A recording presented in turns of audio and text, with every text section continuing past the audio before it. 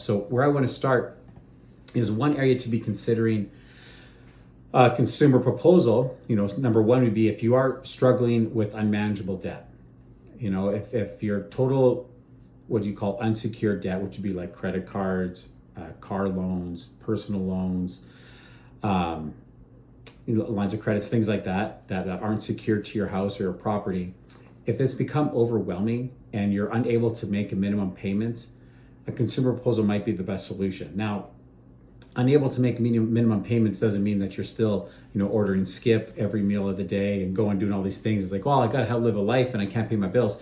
Well, that's not what we're looking at here. Obviously, it's, you're doing everything you can. You're cutting expenses wherever you can, but yet it doesn't matter what you're doing. It just seems like the bills just keep coming in and just like not able to match it. You're putting a little bit onto the cards, but just not really able to hit the minimum payments on all of them. So that's one area I'd say, hey, you might want to look at that as an option.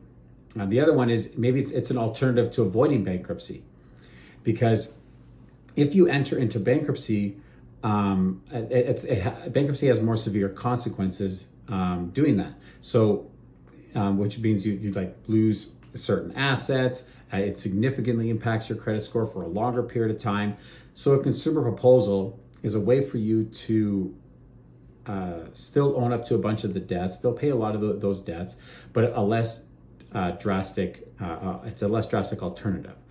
You're still paying down the debts, nothing's completely washed. And again, we're going to get into a couple other things with credit score. Your credit score is reduced when you enter into a consumer proposal, which can affect purchases down the road, and it does take a few years even after you paid everything off. So it may take a couple years to pay everything off. But then even after you've paid that off, it could take another 2-3 years in order for your credit to start restoring. Which again, if you're wanting to buy a car or get a house or there's different things that when you're making these purchases, your credit score affects that. So it's something to take into account.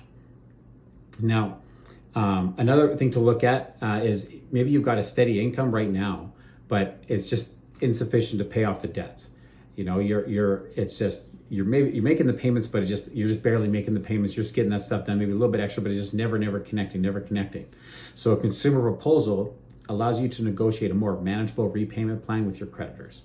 Because I've had a few clients, I had one client in particular that I worked with on this, and they were making the payments, they were doing a little bit extra onto there, but the debt got so big over a period of time just because of things that were out of their control, problems with cars, and had some purchases that come up that just had to pay for in order to keep going and getting ahead, and just added up too fast. So he was able to make the payments, but it was just going to take like 20 years, 25 years to get it paid off. It's such a long period of time for a relatively small amount of debt.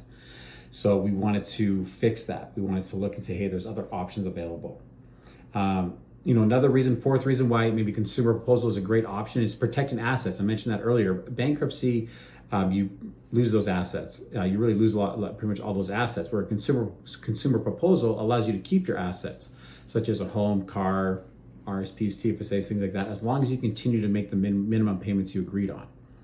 So it's just a way to, you're still having to pay back the debts. You're still having to pay back, a negotiated amount. It's not the full amount. You have to pay back a negotiated amount, but you're still paying it back. But in return, you're not losing these assets that you may have built up over that period of time as well. For another reason, fifth reason I'd say is a big reason is, desire to consolidate the debt. You've got multiple unsecured debts out there, and it's just sometimes just easier one single payment that's actually lower than your current payment, and consumer proposal just simplifies your financial obligations, because it can be tough if you've got a couple credit cards over here, a line of credit over there, car loans over here. Like sometimes it can be tough to be like, hey, how do I got to make sure I manage all these different accounts, got money going to all these different places. If you're really trying to get things on track, sometimes you got to boil it right down, simplify things as much as possible, and start from there. So that might be a case there. And also maybe you're looking for legal protection from creditors. Sorry, legal protection from creditors. This is obviously just a few cases that I know some people would use this, but sometimes you need immediate protection from creditors. Collection actions, wage garnishments, lawsuits. A consumer proposal can provide legal protection as soon as it's filled. So there's certain benefits there as well. Now, I want to give you a couple things to expect when you're entering into a consumer proposal. It's not so much you just call someone, they run some numbers by you, and it's a guarantee it's done, no problem. I just start making your payments. There are a few steps, a few things you need to be aware of and you need to do. There's a couple more beyond this that I'm just not gonna have time to cover today. But hey, if you need to enter into that, obviously I'm more than happy to see, hey, if this is the right avenue for you. But if you do enter into this, they're going to be able to fill in some of the additional details there. But what you're going to do really is you don't go into a consumer proposal on your own.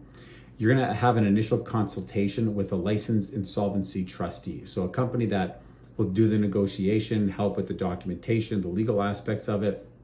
They're there to kind of help represent you in this, in these next steps to get this taken care of. So you're going to be talking with a company. Now it's finding a company that's reputable. Not all companies are the same. Definitely look at reviews, studies done on there, making sure that they're registered. Those are big pieces to look for to make sure the company is going to do the right things for you. The next thing you're going to make sure you get done, once you got everything put together, run through the numbers, and you agree with stuff, you're going to submit your proposal. So the company is going to help prepare that proposal, outline the amounts that you're going to owe, how much you're going to pay back, what goes to each creditor, and that can look at maybe you pay in one lump sum, or you do monthly installments over 18 months, or it's a little different for everybody, but it kind of goes to that what you're going to do in that period of time. Once you kind of come to an agreement, you can make that payments. That's something you can stick to. Then they're going to submit that to the creditors for approval. Now, next step after that is the creditors looking at for approval. So the creditors have 45 days to vote on that proposal. Again, it's not a guarantee. It doesn't mean it's going to for sure happen. But if the majority, and they go by majority by dollar amount, not by like if you owe 5 companies money, 3 have to agree with it. No, it's by dollar amount. So they add up the total dollar amount. The majority, as long as the majority of dollar holders agree to the proposal, it's accepted. And then the proposal becomes binding for the other creditors as well too. So it's you submit it, see how it goes, see what happens. But once the proposal is accepted, then you start with your agreed upon monthly payments. You're going to be paying those to the company, the licensed insolvency trustee. You're going to pay them, and they're going to distribute the funds to the other companies, to their creditors, the people that you owe the money to. These payments are typically lower than your original debt obligations. But another thing to notice, like I mentioned before, is that entering into a consumer proposal affects your credit score. It'll negatively affect your credit. So usually with a consumer proposal, you're going to go to what's called an R7 rating. Now, R7 is less severe than a bankruptcy, which is an R9, which is like the highest rating, but it's still going to impact your ability to obtain credit over the short term.